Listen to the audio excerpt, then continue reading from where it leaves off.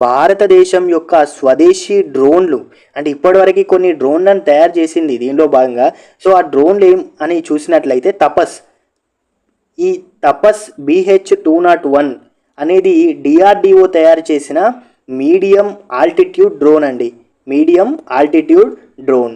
Next చూసినట్లయితే రుస్తుం, ఈ రుస్తుం అనేది నిఘా మరియు సమాచార సేకరణ కోసం అభివృద్ధి చేశారు. నిఘా మరియు సమాచార సేకరణ కోసం రుస్తుం అనే డ్రోన్ని. అలాగే చూసినట్లయితే నిశాంత్ అనే డ్రోన్ని శత్రువుల స్థావరాలు గుర్తించే నిఘా డ్రోన్ ఏది, నిశాంత్. నెక్స్ట్ లక్ష్య అనే డ్రోన్ చూసినట్లయితే గాలిలో లక్ష్యాలని ఛేదించే శిక్షణ కోసం ఈ లక్ష్య అనే డ్రోన్ని తయారు చేయడం జరిగింది.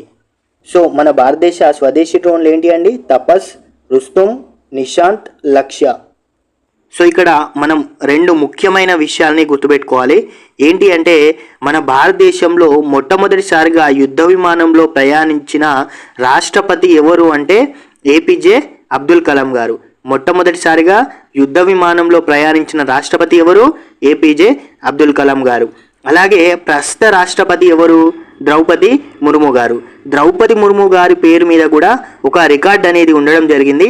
అదేంటంటే మన ద్రౌపది ముర్ము గారు భారతదేశంలో 2 యుద్ధ విమానాలలో ప్రయాణించిన మొట్టమొదటి రాష్ట్రపతి ద్రౌపది ముర్ము గారండి.